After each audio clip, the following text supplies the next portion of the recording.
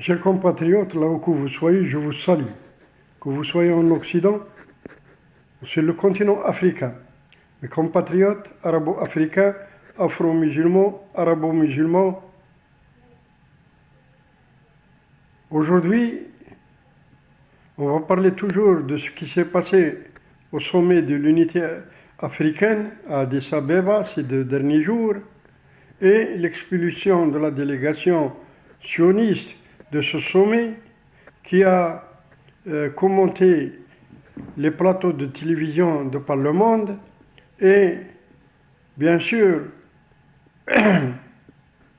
le sionisme occupant la Palestine, bien sûr, s'est engagé, d'après ces médias et ces officiels, à promettre dans ses réponses des menaces, proférant des menaces à l'encontre de l'Algérie et de l'Afrique du Sud.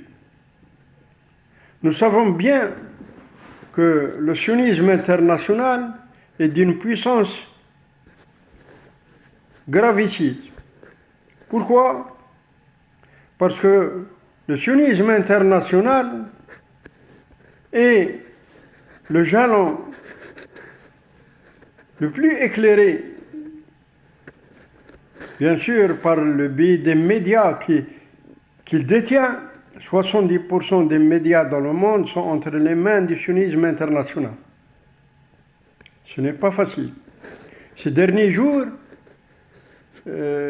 certains journalistes investigateurs ont mis à découvert une entité sioniste, une organisation sioniste dirigée par d'anciens officiers du Mossad et du Shin Bet, qui est active depuis la banlieue de Tel Aviv et qui déforme ou qui commercialise des moyens de désinformation et qui, bien sûr, trafique des informations pour l'intérêt de groupes ou de personnes ou même d'États, et elle a fomenté des coups d'État en Afrique, en Amérique latine et en Asie, par la reconnaissance même de ses responsables. Donc, le sionisme international, nous, Algériens, ne nous fait pas peur, soit qu'il nous menace ou ne menace pas, parce qu'il est en train d'essayer de frapper l'Algérie par n'importe quel moyen. Alors, même s'il est installé maintenant dans notre dos, dans la royauté de Lyoté, dans le royaume de Mohamed Chichi, ça ne nous fait pas peur, parce que nous avons des personnes, nous avons un personnel informé, formé et savant de tout ce qui se passe chez les sionistes, soit dans la Palestine occupée, ou soit de par le monde. Donc, on est aguerris. Et nous, de notre nature, nous sommes des guerriers. Nous n'avons pas peur ni des sionistes, là où qu'ils se trouvent. Pour rappel, je rappelle à Heidi Cohen qui se demande pourquoi les Algériens sont haineux envers les sionistes qui occupent la Palestine.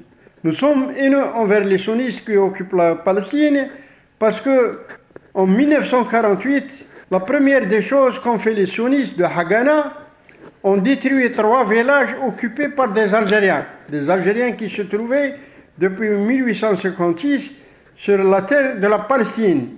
Ces Algériens ont été, c'est-à-dire déportés par l'autorité coloniale française vers le Moyen-Orient parce que l'émir Abdelkader a choisi d'être renvoyé au Liban, et ce que a fait les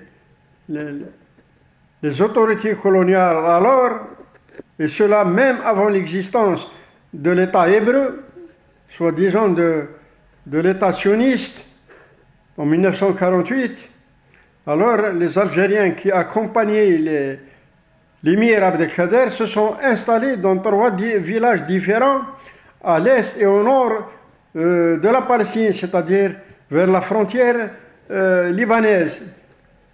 Et les sionistes, dans leur occupation de la Palestine, par les armes, par le feu et par le sang, ont assassiné des dizaines, voire des centaines d'Algériens dans ces 3 villes. Et les Algériens n'oublieront jamais ça.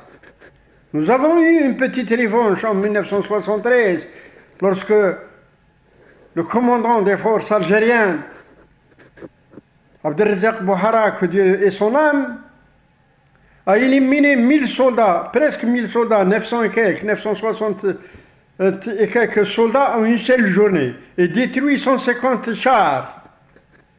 Cela, je le dis à l'intention de M.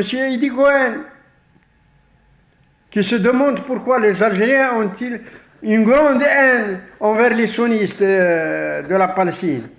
Les sionistes qui occupent la Palestine n'ont pas le droit d'exister, ni sur la terre de la Palestine, ni ailleurs dans le monde. Parce que c'est des gens qui nous font et qui n'apportent que du malheur à toute l'humanité tout entière. Et c'est pour cela que les Africains ont su et ont compris que la présence du sionisme dans le continent africain, c'est un danger éternel pour les Africains. Qui est-ce qui finance les multinationales internationales du néocolonialisme occidental? C'est bien l'impérialisme sioniste, c'est bien le sionisme international, c'est bien l'impérialisme américain par le biais de l'AIPEC. Alors il faut comprendre que les Algériens savent très bien qu'est-ce que c'est d'avoir à côté de soi ou en face de soi l'entité sioniste. Donc, l'entité sioniste n'a pas à s'installer ni en Afrique, ni ailleurs, là où se trouvent les arabo-musulmans, les afro-musulmans, les arabo-africains, etc. Donc, c'est pour cette raison-là que la délégation sioniste, non seulement a été renvoyée chez elle, mais elle n'aura plus tendance à demander à avoir un poste d'observateur. D'observateur pourquoi? Qu'est-ce qu'elle doit observer en Afrique? En Afrique, l'État sioniste est reconnu par certains pays africains, alors qu'elle se démerde avec les pays africains, quels qu'ils soient. Et les pays africains auront à goûter les affres de tous les malheurs du sionisme international. C'est à eux, c'est leur problème.